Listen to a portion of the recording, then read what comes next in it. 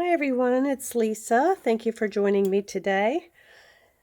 Today I'm going to share with you how I piece my diamonds together for my LeMoyne Star.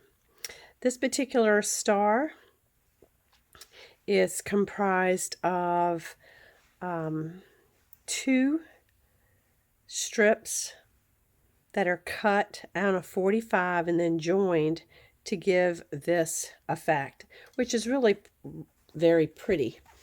And here's another rendition. So you can use lots of different fabrics to accomplish this. But the thing to know about these diamonds is that,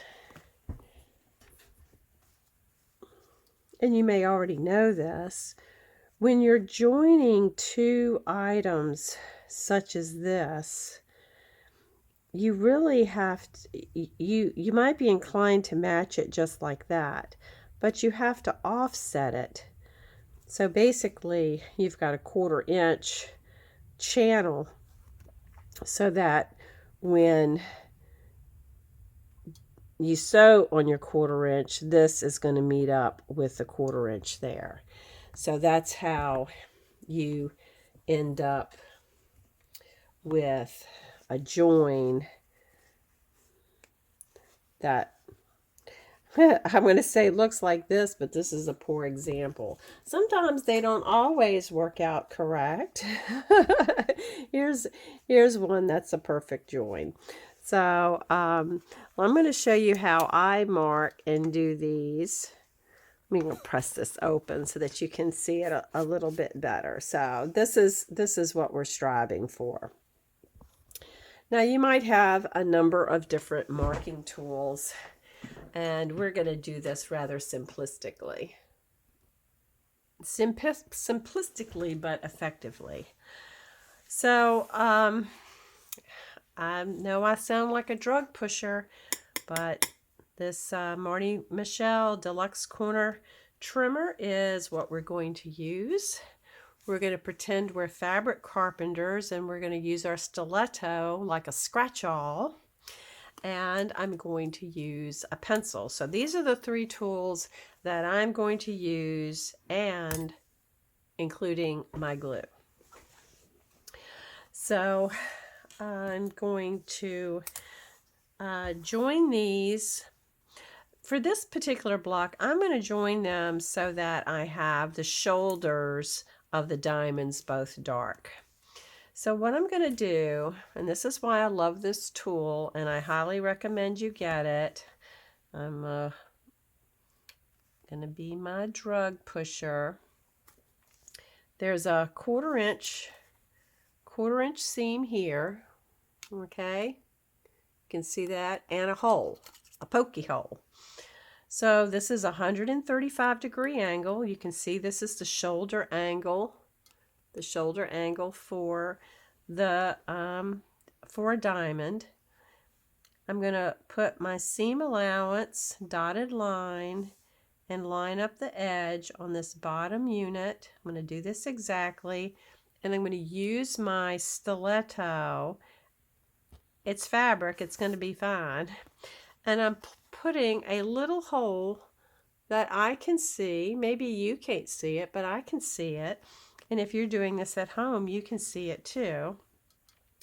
And then I'm going to take my next piece, I'm going to turn it over, and then I'm taking my unit. I have a seam line here. You probably can't see it. It's light gray on light gray. I put a little pencil mark on it so that maybe you can see it a little better. I like to piece with Wonderfil cottonized polyester 80 weight. My blocks get nice and flat, and I'm just going to put, this is just a pencil, I'm just putting a dot there. Oh, and the other tool that we're using is a pen. So I'm going to put 2 dots of glue here, and I'm going to take my pen and just push it through here. Now when you think you need to look on it on the other side to make sure you're actually going through the seam. And it's not very much, but you should be able to feel it when you put it in. It should just come right through. There we go. And I can tell that I've got that where I want it. And then I can see very easily my hole right here. And I've got my glue. And I've got a pinnable work surface, which I think is essential if you've got your little wool pad. Put a Teflon sheet on it to protect it. It makes a great ironing surface and will protect your wool pad. And we're done. I'm going to put this in a pile so that I can put it in out by my sewing machine, and I'm going to put it where I can see it. So as I chat with you, I am not confused. And my work process is I am just simply grabbing my piece. You can see that you can get this can be happy hour for you. Take your stiletto. I guess you could take a T-pin as well if you don't have a stiletto. If you don't have a stiletto, you really should get one. It's a huge safety factor for you. It keeps your fingers away from the needle. I still remember, I must have been 8 years old, and that was a long time ago, when my mother sewed, her needle went through her finger. Okay, and I can put my pin in, I can feel that it's perfect because I get no resistance. You'll often hear me talk about the tactile, you've got visual and tactile feel of things. And the nice thing about a pinnable surface, I can spin everything around. I didn't put glue on it before but that's okay. Set this down.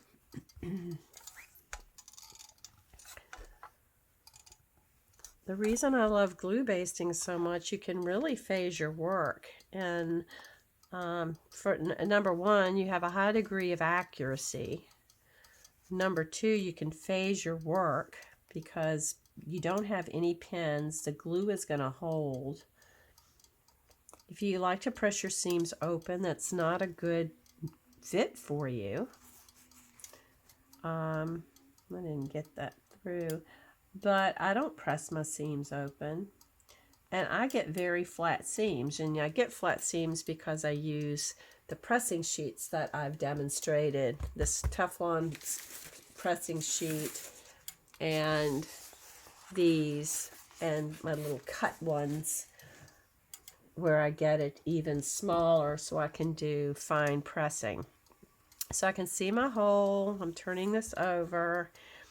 And once you get your work processes and you really don't have to think about this stuff, you can really make a lot of progress.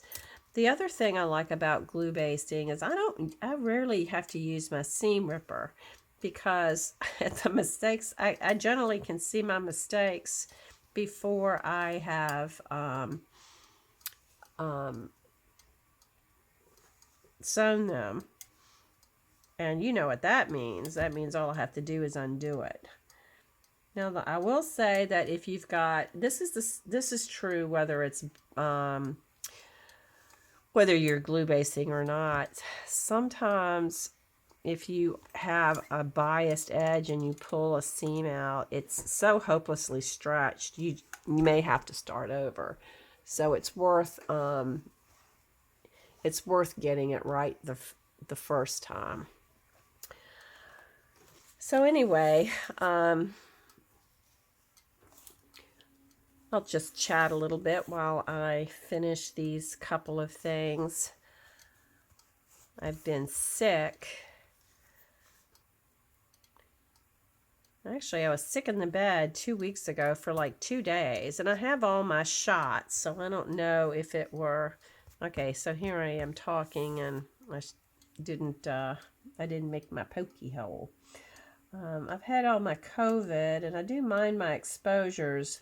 I have the immune system that says, come on in, I'm ready for business. And I'll give you a very hospitable environment. So I have to be very careful about that. But that notwithstanding, I was sick in bed. I'm not really sure what I had for 2 days. And then I had all this congestion. Now, I didn't have the fatigue that a lot of people complain of and have experienced. And frankly, I'm just now feeling better, but my congestion was so bad I couldn't even do a video. I was coughing so much and clearing my throat, and it was aggravating even to me. And it was my stuff.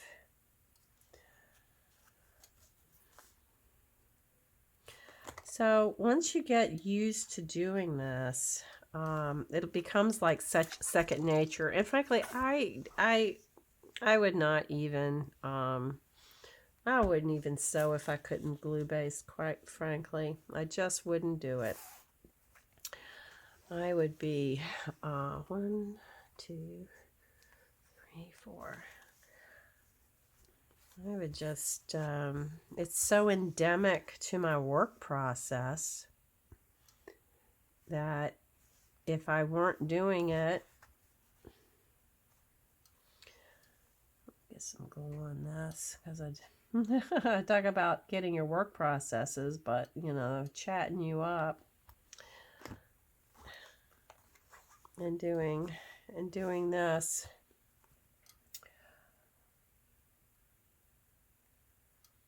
But I don't think I could quilt if I couldn't glue baste.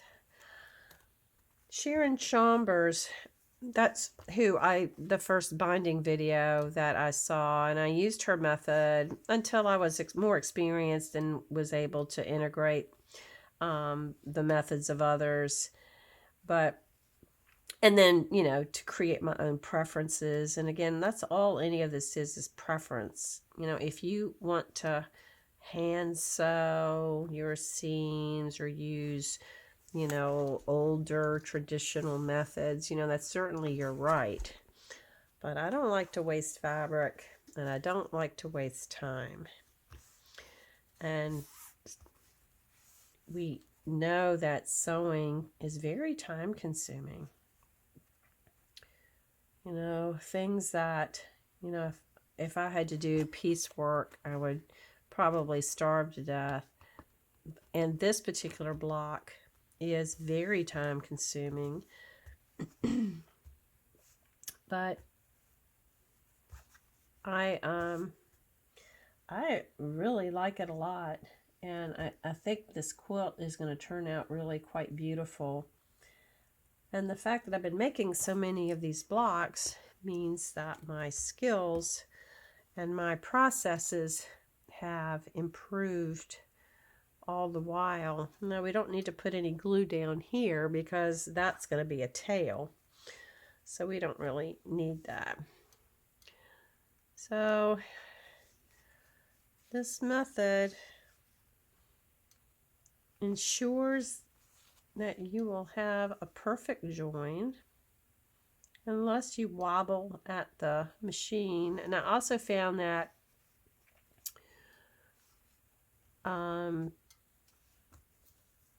using a scant 1/4 inch on my machine, and when I sew these, I sew with my Bernina gated foot, which I like quite a bit. I sew my diamonds. I like my vintage Kenmore, and I mean, I love my vintage Kenmore. But when I make these, I use my gated and marked foot. It helps me. It just helps me see things better. I have more visibility, and I think having good visibility is key, and that's why I like this ruler so much. I mean, it's great visibility, and I'm not futzing about, you know, making cross hatches and all this other stuff. You know, I'm just poking a hole, and marking and poking a hole. And this ruler does all the work for me. It's exact. I can line it up and get it perfect. I have this bandage on my finger. In April a year ago, I was cleaning cat gack off of a leather sofa cushion my cat had thrown up. And when I found it, it was dried. So I was cleaning it, so I wasn't doing anything much, but the end of my finger popped. And I thought I had dislocated my finger, but no. That's not what happened. After a couple of days, when my finger was still droopy, I had to go and get it x-rayed, and the tendon had snapped. So that was really kind of, it was painful, but it was also scary as, why was I doing something so ordinary, which caused such an extraordinary injury. The doctor says it wasn't uncommon. He said that, he had patients where, just pulling up their covers. And I'll be 62 this year, so it's not as, I'm not frail. Oh, look, I use my pencil instead of my pokey. But, I might be addled, but I'm not frail. But the point is, you just don't expect to have that kind of injury. And the worst thing is, I did everything I was supposed to do, and it just did not heal. It didn't heal well. I had it in a splint for 12 weeks and kept it splinted, but it still managed to, after a while, when I don't have a splint on, it bends and it won't bend back, so I have tape on it. The splint's kind of inconvenient, but I was able to use my computer, which is how I make my living. Never thought a keyboard would be that important. Okay, so I have all of these done. Now, I'm going to show you how fast this is at the machine. You're probably going, why in the hell is she taking so much time to glue baste? Well, I glue baste because I can save all the time at the machine. Let's go take a look. Okay, here we are at the machine, and I've got a little guide tape here, which I showed in another video right there. You don't need it really with a gated foot. I'm using a scant 1/4 inch. I suggest doing your needle down if you have that feature. Now let me get my stiletto. Okay, here we go. Oops. So where you save time is I don't have any pins. Everything is lined up. It's ready to go. I've got my knee lift, which is a great feature for this machine. Nothing is shifting because it's glued securely. And the real time savings is here. You're not futzing around with pins.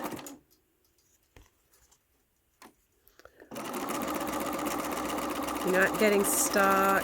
You're not having to pull any pins out.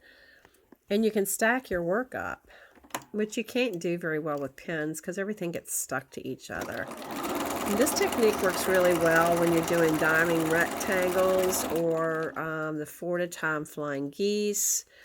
I also use glue to stabilize. Ooh. Now I can tell I'm way off. Here I am running my mouth, and I can see that my seam is a little fat there. Don't need a fat seam.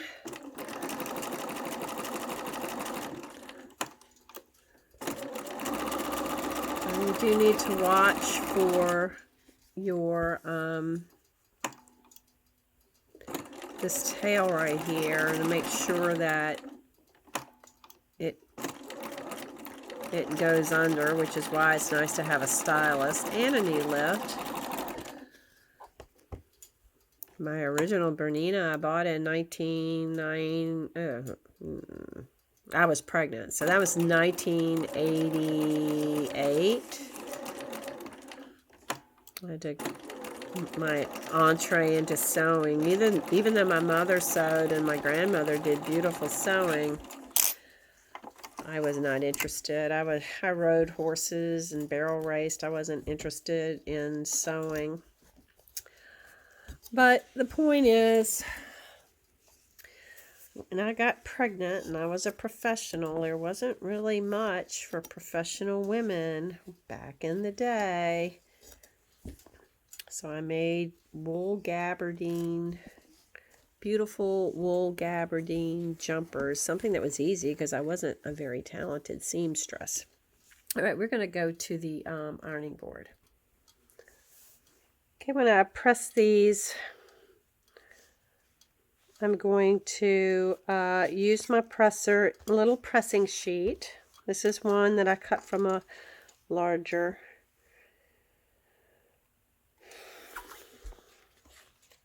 Oh, and the other thing, here I am running my mouth, but go ahead and trim these.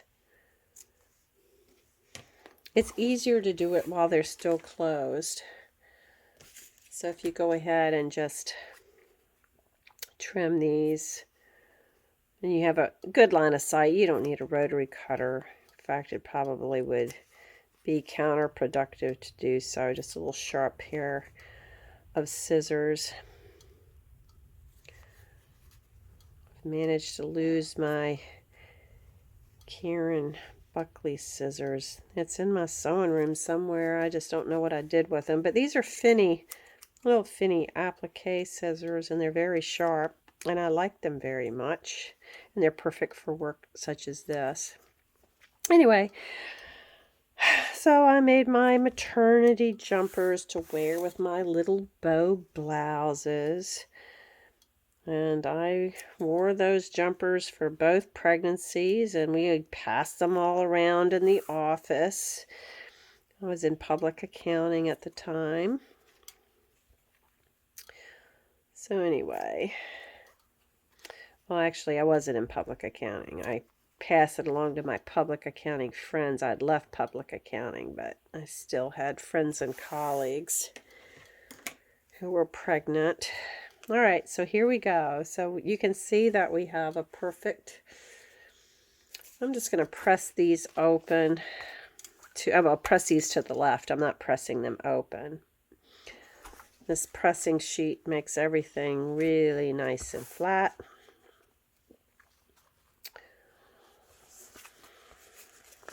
Protects the fabric. Nothing is moving. I really feel like I'm a better quilter. My blocks turn out better for having used this. Pressing is, you have, what is it? It's, you've got to cut right, sew right, press right, piece right. And if you fail at any one of those, and I'm a little anal retentive on these blocks, these pieces, because you've got a lot, every one of these diamonds is 4 pieces. And you've got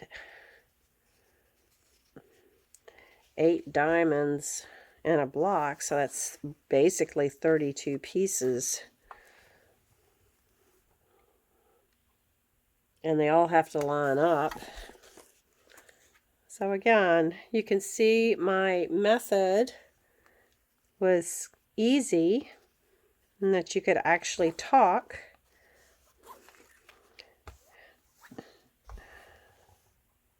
I really highly recommend glue basting. This could be a little bit better, but I'm not going to worry about that one. So once you have really good methods and you practice using them so they become integrated into your work processes so that you can do it without thinking, meaning, you know, you can walk and chew gum at the same time. Here's another one that's not very good, but I'm using it. It's not that bad. And of course, if I weren't talking to you, I wouldn't have one that looked like this. Now let's maybe do a little, so this is where, yeah, you can see that it's, you know, it's down a little bit lower there. And frankly, I think my seaming is a little bit off. I think my seam needs to be in a little bit. Hold tight. Okay, I re-sewed this because I could tell, okay, you can hardly see where the thread lines are, but I was basically a thread's worth away. And now I have a fine, it's still not perfect, but it's plenty, well, it looks pretty perfect. Yeah, it's a little gap there, but I'm not going to worry about it. So I had an alignment issue plus a very small seaming issue. All right, the other thing I want to show you, so this is going to be, the way this is configured, it's going to be white in the middle. Now the way we press these, you need to be mindful that your seams nest. So this is going up, this is going up. So okay, these two need to go together. So when you're sewing these and when you put them on top of each other and the seam is going the correct way, you don't have to futz about. You're just joining these just as you would anything else. And I like to put a little bit of glue there on this very end so it doesn't wiggle. And I want to make sure you can feel, again, this is the tactile thing, you can feel that this seam is nested, and that's why I like doing it this way. And we're going to go ahead and put two of these together, and I'm going to show you what we do at the machines. I'm going to work a little bit more quickly, make sure. So if it's all pressed to one way and you're using this configuration, you can just spin your block so that you get the right nesting that you want. Now these are diamonds, and the way that I put them together, I leave my shoulder free and clear, so that's why I'm not putting any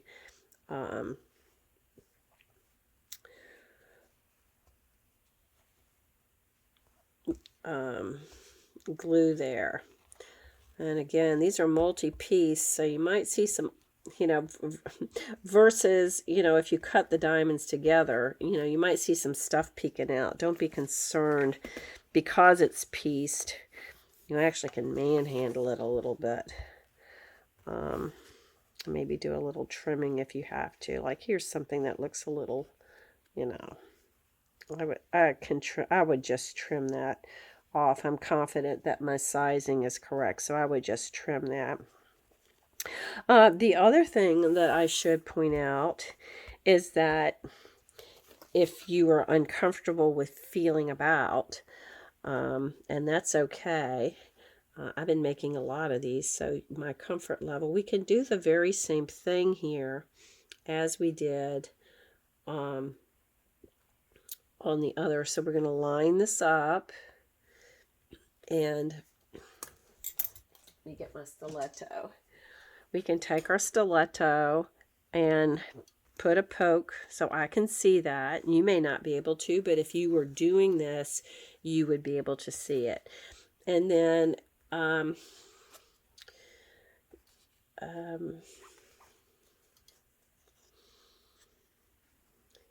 And then what you would do is, of course, of course it's dark and I won't be able to see it on this side.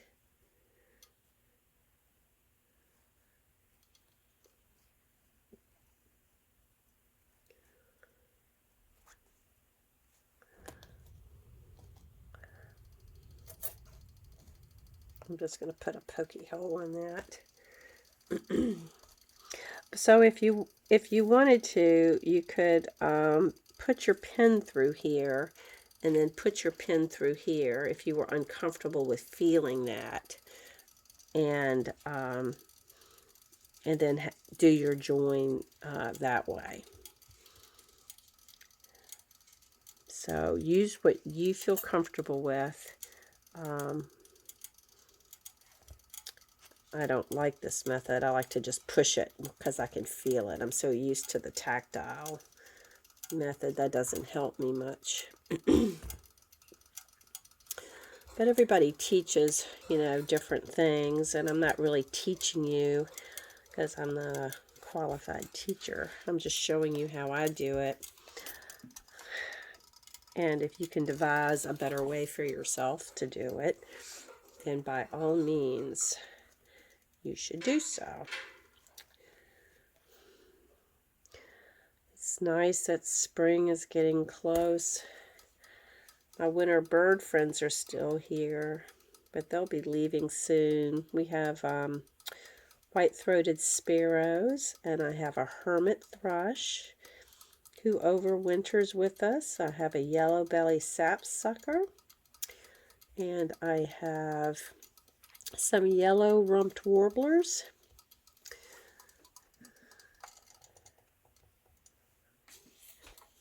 And I just love my little bird friends. All right, so now what I'm going to do is I'm going to go to the machine and I'm going to sew a 1/4 inch from here. Now I'm going to use my foot, and I'm going to show you how I use my foot to do that. Okay, we're super up close and personal. All right, we are looking at the right side of my foot on my machine, and this, I'm reaching around, this is the 1/4 inch. Whoop, I can't do that left-handed. This is the 1/4 inch notch. Okay, this is the gate of the foot here, and this is the 1/4 inch notch. Now you can save yourself a lot of time if you learn how to use the notches on your foot. If you don't have a piecing foot, I suggest that you get one. And a piecing foot is going to have notches so that you can know where to start and stop. So for this, we're going to take our diamond, and this is where you want your needle up. Okay.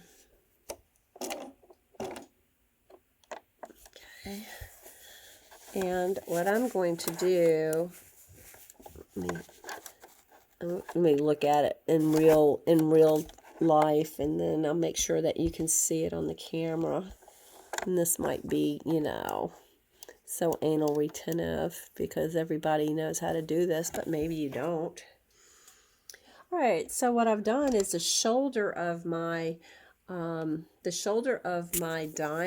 is right there on that notch. So that means that I know that my needle is a 1/4 inch away, and I'm going to use my locking stitch, and then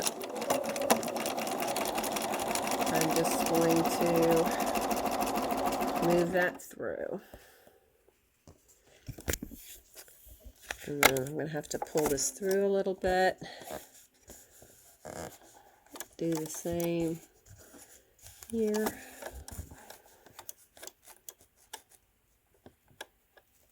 Line it up. Use the locking stitch. I didn't even understand how to use my locking stitch, and I am not afraid of gadgets, but I still haven't I do not use the automatic threader. I think it's easier for me to thread it, you know, on my own. But this can save you a lot of time if you're comfortable. You may not be comfortable with doing it. It saves me time and I'm comfortable with it, but I didn't do it at first because I did it the old-fashioned way and I marked everything like everybody said until again I found my own way that I was comfortable with. And I made plenty of mistakes.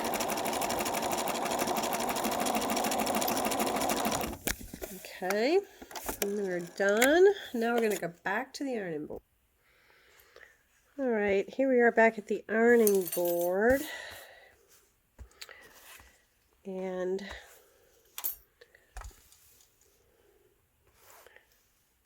again, this is where taking your time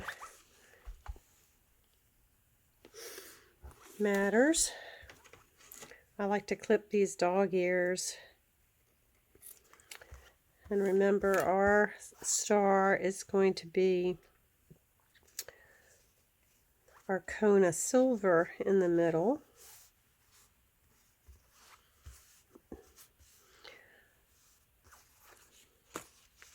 So many variations that you can do. I push all of my seam allowances. When you're looking at it this way, I'm pushing to the left. You can push to the right. You can press them open if you like, but I think you'll spend all day trying to get that done with all of these seams, and you really don't need to do it because they do nest and the block does lie flat, but you do need to press along the way. That's really very important. So it's kind of like pressing meditation, gluing meditation. I think sewing, really like any craft, it's really a lesson in mindfulness, you know, when you're, you know, just very focused on what you're doing.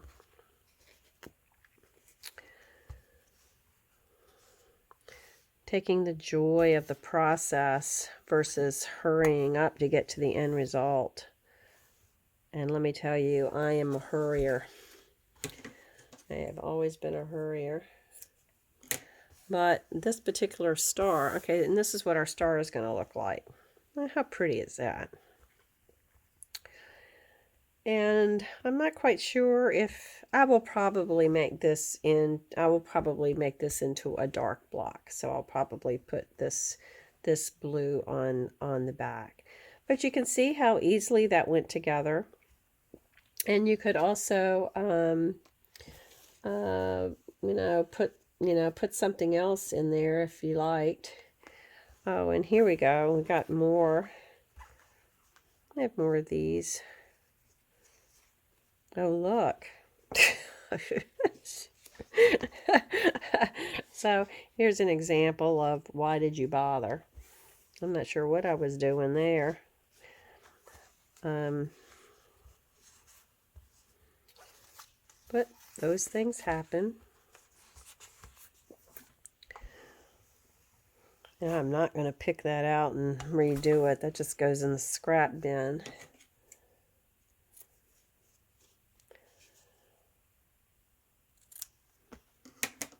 I always make test blocks to test everything before I cut everything, because you only have to once cut everything and realize you cut something wrong.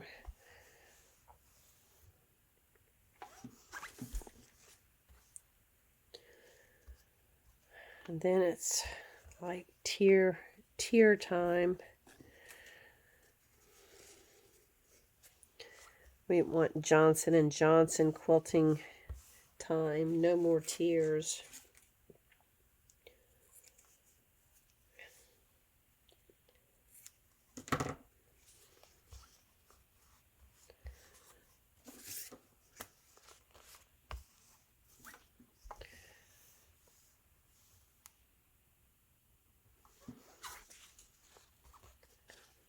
This whole process for me has been a huge skill builder.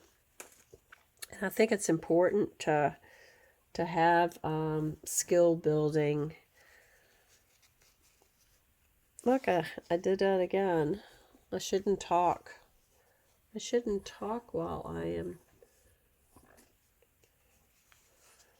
piecing.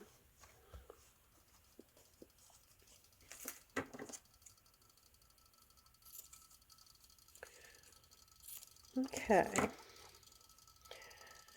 So hopefully this has given you a good idea of how you might approach this. If you don't have good results at first, you can rewatch the video, and just remember you have to hit everything right on the mark if you want to get these perfect. And you can see that it was not that hard. Use your favorite marking technique. I showed you mine because I'm lazy and I don't own a friction pen. And it's basically use a Pima pen, a pencil, or a scratch-all, my stylus.